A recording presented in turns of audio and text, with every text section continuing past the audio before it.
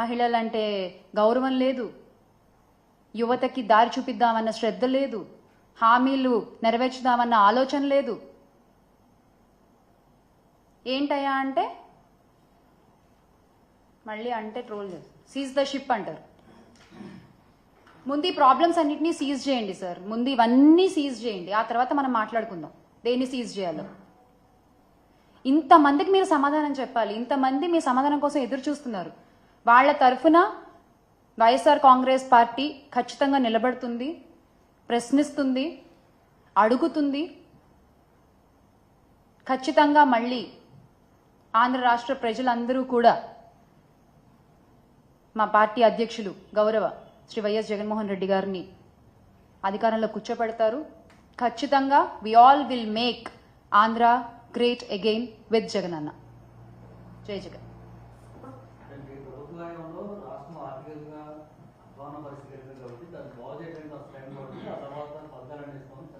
ఆర్థికంగా అధ్వాన పరిస్థితికి ఎలా వెళ్ళిందంటారండి? వాళ్ళు చేసినటువంటి తప్పుడు ప్రచారాలు కదా, శ్రీలంక అయిపోతోంది, ఆర్థిక సంక్షోభం వచ్చేస్తోంది అంటే. ఇప్పుడు వీళ్ళు ఇచ్చిన మొత్తం హామీల లెక్క చూస్తే 74,284 కోట్లు ఒక సంవత్సరానికి కావాలి. ఎక్కడి నుంచి తెస్తారండి? ఏమనంటే కేంద్రం నిధులు ఇస్తే మేము చేస్తాము అంటారు, హామీలేమో ఇచ్చేది ఏపీలో, నిధులు మాత్రం మీకు కేంద్రం నుంచి కావాలా? అప్పుడు హామీలు ఏపీలో ఎందుకు ఇచ్చారు?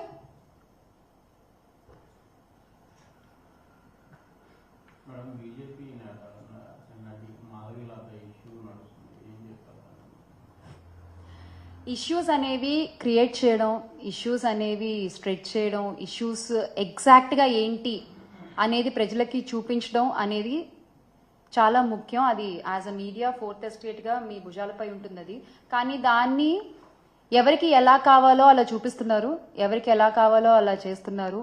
ఇది ఖచ్చితంగా ఆగి what is the exact truth అనేది ముందు పెడితే బాగుంటుంది అనేది నా పర్సనల్ ఒపీనియన్.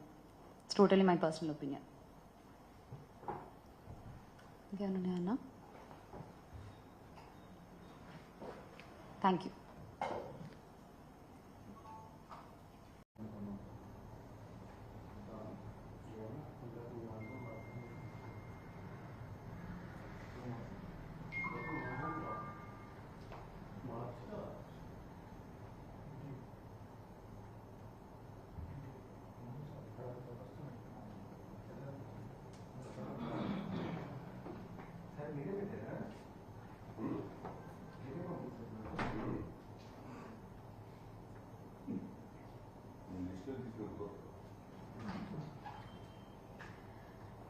రాష్ట్ర ప్రజలందరికీ నమస్కారం. ముందుగా అందరికీ నూతన సంవత్సర మరియు సంక్రాంతి శుభాకాంక్షలు. ఈ 2025వ సంవత్సరంలో ఈ ప్రెస్ మీట్ని ఒక చిన్న కథతో మొదలు పెడదాం మనం. ఒక పేదవాడు ఎముకలు కొరికే చలిలో వణుకుతూ ఉన్నాడు.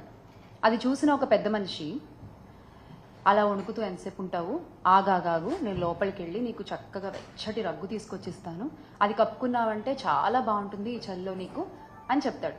చెప్పి ఆ పెద్ద మనిషి పాటికి ఆ పెద్ద మనిషి వెళ్ళిపోతాడు. బయట ఇతను వెయిట్ చేస్తూ ఉంటాడు, ఆ పెద్ద మనిషి ఎప్పుడు వస్తాడు, ఆ రగ్గు ఎప్పుడు తెస్తాడు, నేను ఎప్పుడు కప్పుకోవాలి, నేను ఎప్పుడు నిద్రపోవాలి అని. మాట ఇచ్చిన పెద్ద మనిషి ఇచ్చిన మాట సంగతి మర్చిపోతాడు.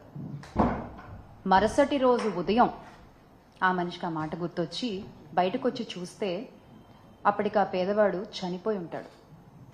అతని చేతిలో ఒక ఉత్తరం ఉంటుంది. అది తీసుకుంటే దాంట్లో ఇలా రాసి ఉంటుంది, అయ్యా, నా శరీరం